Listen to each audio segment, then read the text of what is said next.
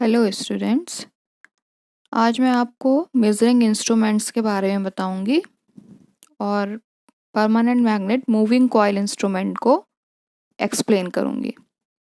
तो measuring instrument क्या होते हैं? मेजरिंग इंस्ट्रूमेंट वो होते हैं जो किसी भी मेजरिंग क्वांटिटी को इंडिकेट करने, रिकॉर्ड करने, डिटेक्ट करने, कंट्रोल करने और टेस्ट करने में यूज़ होते हैं। The main functions of the measuring instrument are indicating, recording, detecting, controlling, and testing the electrical units. These instruments are available in analog or digital form.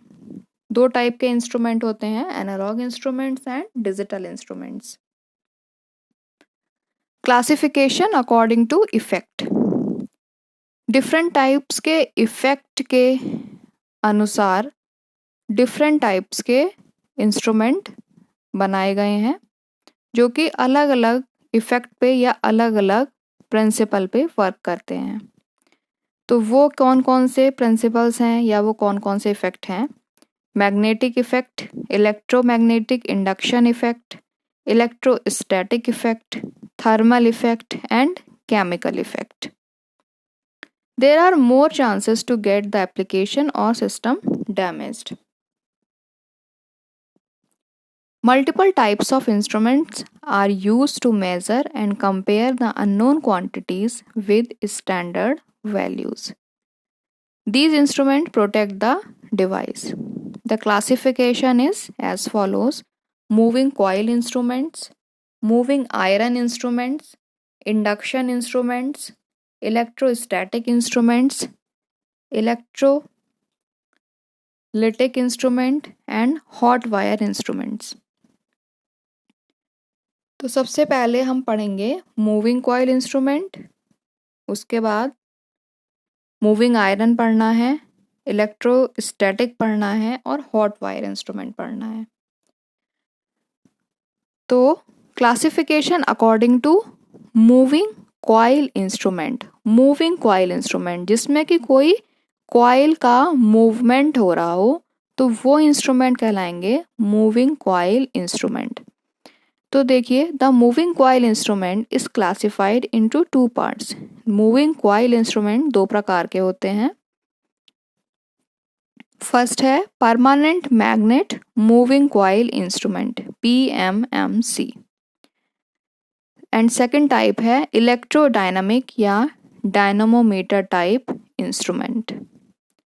Second है classification according to moving iron instrument. Moving iron instrument का classification ये भी दो type के हैं, attraction type moving iron instrument and repulsion type moving iron instrument. तो हम यहाँ पे देखेंगे इस लेक्चर में मूविंग कॉइल इंस्ट्रूमेंट के बारे में। तो मूविंग कॉइल इंस्ट्रूमेंट क्या होते हैं? जैसा कि इसका नाम है, एक कॉइल मूव करती है दो परमानेंट मैग्नेट्स के बीच में। देखिए, the instrument in which the coil rotates between the magnetic field of permanent magnet for measuring the DC, such type of instrument is known as moving coil instrument. एक ऐसा instrument जिसमें एक moving coil rotate करती है permanent magnet के magnetic field के बीच में, उस इंस्ट्रूमेंट को हम कहते हैं मूविंग कॉइल इंस्ट्रूमेंट। और moving coil instrument DC quantities को मेज़र करने के काम आती है। मूविंग कॉइल इंस्ट्रूमेंट से या तो हम DC करंट को मेज़र कर सकते हैं या DC वोल्टेज को। AC को इसमें मेज़र नहीं किया जा सकता। प्रिंसिपल क्या है इसका? It works on the principal that the force acting on the coil places between the magnetic field of permanent magnet and because of this magnetic field the coil rotates. इसका principal क्या है? जब कोई coil permanent magnetic field के बीच में रखी है तो उस पर एक फोर्स एक्ट करता है। उस फोर्स के कारण कॉइल उस मैग्नेटिक फील्ड में रोटेट करती है। तो जब दो परमानेंट मैग्नेट है उनके बीच में कॉइल लगी है और जो कॉइल है उसमें हम करंट कैरिंग एक वायर उसमें लिपटा रहता है इस कॉइल के ऊपर, तो उस वायर में हम जिस करंट को मेज़र करना है उसको हम फ्लो कराते हैं, मेजरिंग करंट को। तो उस करंट जब किसी कॉइल में करंट फ्लो कर रही है और कॉइल मैग्नेटिक फील्ड के अंदर रखी हुई है तो उसमें एक फोर्स एक्ट करने लगता है जिसके कारण कॉइल रोटेट करने लगती है। और फोर्स कैसे एक्ट करता है उसका रीज़न ये है कि जब कोई कॉइल में करंट कैरिंग कंडक्टर में जब मैग्नेटिक फील्ड में रखा हुआ है तो उसमें एक मैग्नेटिक फ्लक्स जनरेट होने लगता है। वो मैग्नेटिक फ्लक्स मतलब मूविंग कॉइल का मैग्नेटिक फील्ड और परमानेंट मैग्नेट्स का मैग्नेटिक फील्ड, ये इस तरीके से एडजस्ट किए जाते हैं कि मूविंग कॉइल का मैग्नेटिक फील्ड और परमानेंट मैग्नेट का मैग्नेटिक फील्ड एक दूसरे को रिपल्स करे, विकर्षित करे, प्रतिकर्षित करे। तो उस रिपल्शन से क्या होता है, कॉइल से जो पॉइंटर अटैच होता है उसमें मोमेंट होता है ड्यू टू डिफ्लेक्टिंग टॉर्क। और जो पॉइंटर में जो डिफ्लेक्शन होगा वही डिफ्लेक्शन जो करंट मेज़र करनी है जिसको कि हमने मूविंग कॉइल में फ्लो कराया है उसके प्रोपोर्शनल होता है। तो इस तरीके से कॉइल का रोटेशन होता है और स्केल पर हमें मेजरिंग करंट की वैल्यू पता चल जाती है directly. A PMMC meter places a coil of wire in between two permanent magnets in order to create stationary magnetic field. Stationary magnetic field को क्रिएट करने के लिए हम एक करंट कैरिंग कॉइल को दो परमानेंट मैग्नेट्स के बीच में रखते हैं।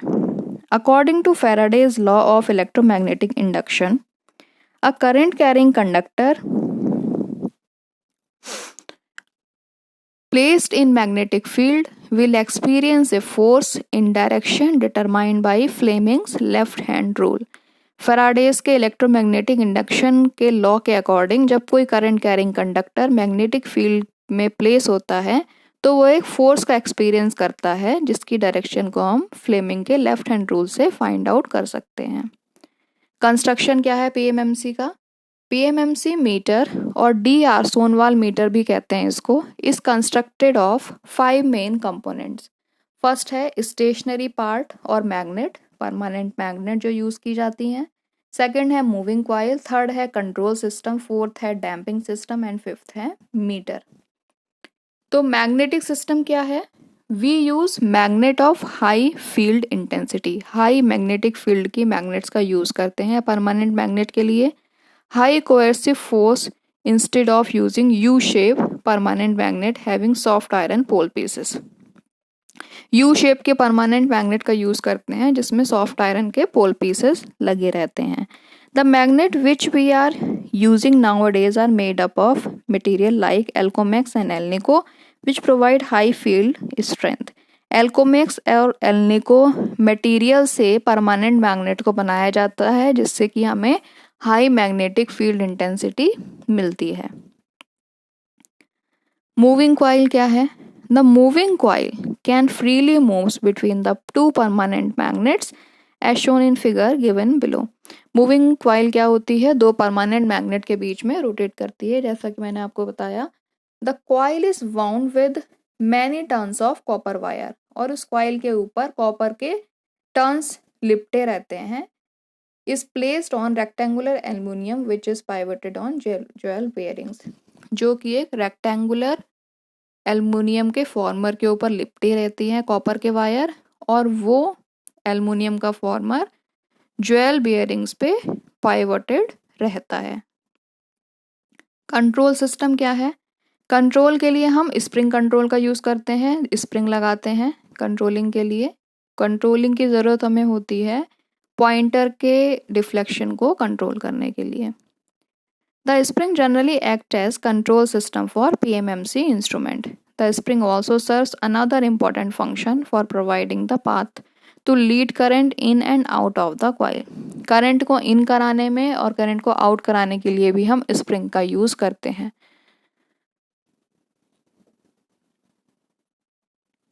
डैम्पिंग सिस्टम क्या है? The damping force hence torque is provided by moment of aluminium former in the magnetic field created by permanent magnet. Damping के लिए हम करते हैं कि एल्युमिनियम फॉर्मर का यूज़, जिससे कि हम पॉइंटर के जो ऑक्सीलेशंस हैं उसको डैम्प्ड आउट करते हैं। अगर हम डैम्पिंग सिस्टम का यूज़ नहीं करेंगे तो जो आपका पॉइंटर है वो बैक एंड फ्रो मूवमेंट करता रहेगा, ऑक्सीलेशन करता रहेगा, एक पॉइंट पे स्टेबल नहीं होगा। तो कंट्रोलिंग टॉर्क को हम डैम्पिंग टॉर्क से इक्वेट करके दोनों को बैलेंस कराते हैं। उसी बैलेंसिंग से ही हमारा जो पॉइंटर है वो स्टेडी स्टेट में या स्टेबल स्टेट में आता है और करस्पॉन्डिंग जो भी क्वांटिटी है उसको डायरेक्टली डिस्प्ले कराता है मीटर स्केल पे।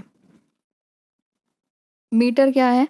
Metre of these instrument consist of light weight pointer to have free movement and scale which is linear or uniform and varies with angle।